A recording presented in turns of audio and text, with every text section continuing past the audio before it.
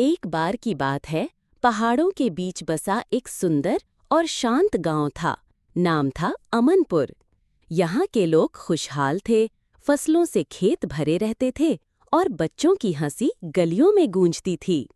लेकिन एक दिन अचानक सब बदल गया।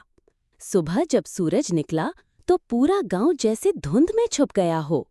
लोग दिखाई देना बंद हो गए, घरों के दरवाजे अपने आप बंद हो गए और पक्षियों की आवाजें भी खामोश हो गईं। गांव के बाहर दूर जंगल में एक बूढ़ा जादूगर अकेले अपने झोपड़े में बैठा हुआ था। उसका नाम था रुद्र जादूगर। वो पहले गांव में रहता था, लेकिन लोग उसकी शक्तियों से डरते थे, इसलिए उन्होंने उसे गांव से बाहर कर दिया था। रुद्र ने ये सब देखा और महसूस किया कि कुछ गलत हो रहा है। उसने अपने पुराने क्रिस्टल बॉल में झांका और देखा कि एक काली छाया ने अमनपुर को जकड़ लिया है।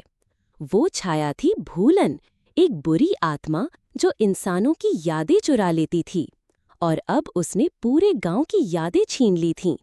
कोई किसी को पहचान नहीं पा रहा था, कोई जानता ही नहीं था कि वो कौन है। रुद्र जादूगर का दिल पसीज गया। जिन्होंने मुझे भुला दिया, उन्हीं को अब मेरी जरूरत है, उसने धीरे से कहा। रुद्र की यात्रा।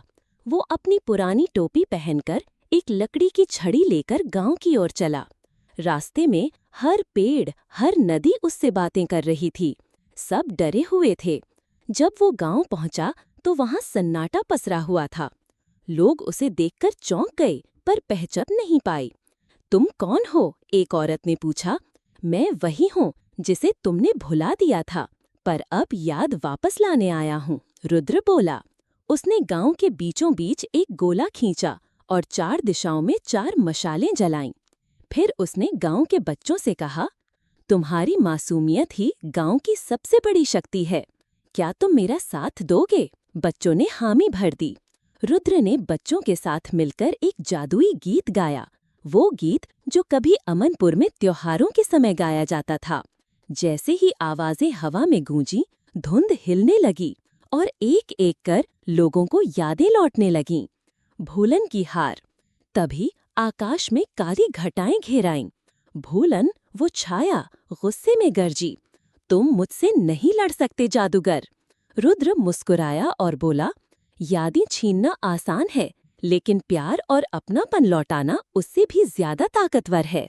उसने अपनी छड़ी उठाई और आकाश की ओर इशारा किया। तभी बच्चों की आवाजें और तेज हुईं। भूलन चीखते हुए हवा में घुल गई और गांव से हमेशा के लिए चली गई। एक नया सवेरा। अगली सुबह गांव पहले से ज्यादा सुंदर लग रहा था। लोग एक दूसरे को गले लगा रहे थे। बूढ़े और बच्चे एक साथ नाच रहे थे। गांव के मुखिया रुद्र के पास आए और बोले, हमसे गलती हुई रुद्र, तुम तो हमारे अपने हो। रुद्र ने बस इतना कहा, जब तक कोई किसी को याद करता है, वो कभी अकेला नहीं होता। फिर वो मुस्कुराकर जंगल की ओर लौट गया। लोग कहते हैं कि आज भी जब गांव में कोई दुखी होता है, तो जंगल से एक मधुर सी जादुई हवा आती है, जैसे कोई कह रहा हो, तुम अकेले नहीं हो। अभी तक आपने सब्सक्राइब नहीं किया तो सब्सक्राइब कर दो।